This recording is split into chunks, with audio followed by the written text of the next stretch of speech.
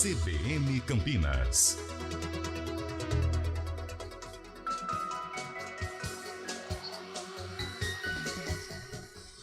São 10 horas e 16 minutos. A gente conversa agora com o biólogo da Vigilância Sanitária Leste da Secretaria Municipal de Saúde, o Ovando Provati, sobre a presença de algumas chamadas pragas urbanas que estamos convivendo em algumas regiões da cidade de Campinas e até de outras cidades aqui, como comentamos o caso envolvendo os escorpiões que apareceram em Hortolândia, deixou a população bem preocupada por lá. Aqui também já tivemos uma explosão de casos e agora a gente fala dos pombos. Alguns moradores do centro e alguns bairros, como Nova Campinas, Flamboyant, têm percebido um aumento na quantidade desta ave, e a gente fala com o Ovando a respeito das orientações necessárias sobre a relação e controle de pragas urbanas.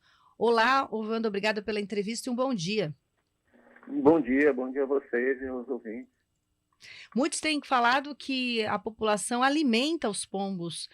É orientação fazer isso? A orientação é contrária, né? A orientação é não alimentar essas aves. Na verdade, existe um mito, né? As pessoas veem os pombos e acabam imaginando que essas aves estão na cidade precisando muito de alimento, né? E acabam alimentando com qualquer tipo de alimento que elas tiverem disponíveis. Isso, na verdade, acaba causando um problema sério para a saúde dos animais, né? Para a saúde das aves, porque elas acabam ingerindo, diferente do pombo silvestre, né? Do pombo na área de mata, que ele se alimentaria de grãos, de frutos, ele vai acabar se alimentando de resíduo de pão, de resto de alimento industrializado, né? Ele acaba se alimentando de qualquer tipo de alimento. Isso diminui, inclusive, o tempo de vida deles, né? Então, o tempo de vida normal de um pombo, que seria 15 anos, ele acaba sendo reduzido na cidade para 3 a 4 anos. Uhum. Então, na verdade, o que as pessoas desconhecem é que elas estão causando um mal para a saúde da própria ave, e não um bem-estar para ela. Ovando, inclusive uma das nossas ouvintes, em um comentário aqui conosco pelo WhatsApp, falou da preocupação de que as pessoas achassem que tem que exterminar os pombos ou outras pragas urbanas, porque elas fazem parte de um ecossistema necessário até para um controle biológico. Então, muitos têm o posicionamento de eliminar, outros querem alimentá-los. As duas situações são negativas, portanto. As duas situações são extremas, né? Então, a gente não deve alimentar pela razão que eu acabei de explicar. Os pombos alimentados sem controle nenhum, como acontece? Eles acabam aumentando o número de indivíduos, né, o número de filhotes, e aí eles acabam sendo classificados como isso, que algumas pessoas denominam praga, né? O que é uma praga? É um animal que perdeu o limite de controle populacional. Quer dizer, ele acaba se proliferando, tendo muitos filhotes, ele não tem predador nenhum na cidade, né? Que seria o gavião, que seriam as aves de rapina, coruja. Isso está cada vez mais raro no meio urbano. Então, eles acabam se proliferando descontroladamente. Isso é um extremo. O outro extremo é que as pessoas, por conta disso, acreditam que deve ter um meio rápido de fazer esse controle, né? E aí acabam indo para o extremo do envenenamento ou para o extremo da matança indiscriminada. Nenhuma medida de matar qualquer tipo de ser vivo é justificável.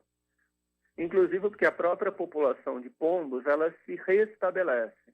Então, por mais que você mate indiscriminadamente, vai sobrar mais alimento, vai sobrar mais espaço e eles vão repor essa população rapidamente, né? Então, e tem um aspecto ético, né?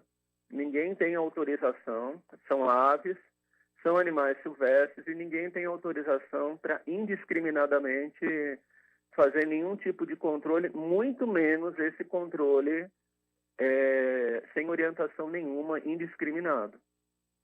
A percepção sobre o fato de alimentá-los com outros tipos de comida mesmo, grãos ou pão, pedaço de pão, faz com que aumente a população dos pombos?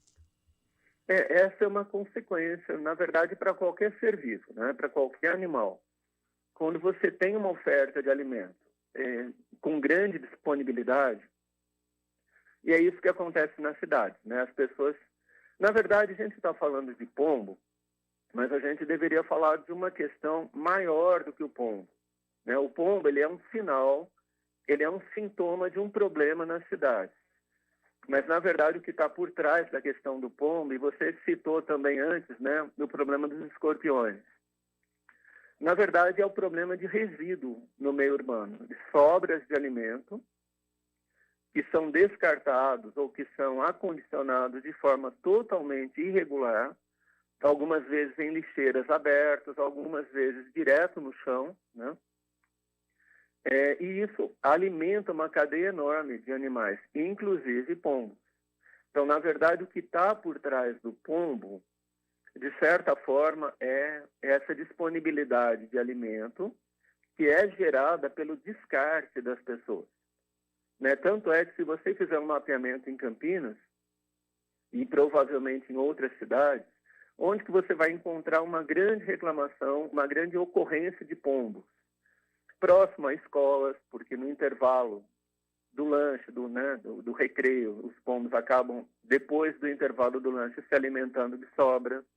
No Cambuí, no centro de Campinas, onde você tem uma concentração de estabelecimentos de alimento, de lanchonete, de restaurantes muito grande, né? Então, é um sinal, um sintoma de que isso vai mal nas cidades é o pombo, mas também eu poderia trocar o pombo pelo escorpião, trocar o escorpião pelo rato, trocar o rato pela barata. Todos eles teriam uma mesma causa. Ô, Vando, tem mensagens aqui dos ouvintes repercutindo toda essa situação. O Ita Vitiello lembra de um dito popular muito comum, que é que o pombo é um rato de asas. Até que ponto isso é mito ou é verdade? Não, isso é um mito, claro, né? Isso muitas vezes era aplicado aos morcegos, né? Não aos pombos. Esse mito do rato, né? Que voa, do rato com asas. Mas o que semelhança que a gente pode fazer? Estou fazendo um comparativo bem grosseiro. São alimentos que são animais que uma vez, encontrando alimento farto, alimento disponível, eles se adaptam muito bem ao ambiente da cidade. E eles proliferam muito rápido. Então, é uma comparação que não cabe, mas em termos de comportamento do animal, ele se reproduz tão rapidamente quanto um roedor, quanto um rato, e ele usa a mesma sobra de alimento que o ser humano gera, né, que o ser humano disponibiliza aquele rato. E o pombo tem mais um agravante. A origem do pombo, se você olhar na literatura, são aqueles penhascos na beira do mar Mediterrâneo, lá na Europa.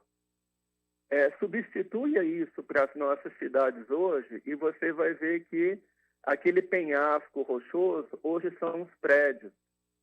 Então, o pombo ele se adaptou muito rápido à oferta de alimento, porque ele ingere qualquer tipo de alimento, e ele se adaptou a um tipo de construção nas cidades que lembra o antigo abrigo natural dele, que eram os penhascos rochosos, né? Então, ele está muito bem adaptado, como o rato está muito bem adaptado ao ambiente urbano.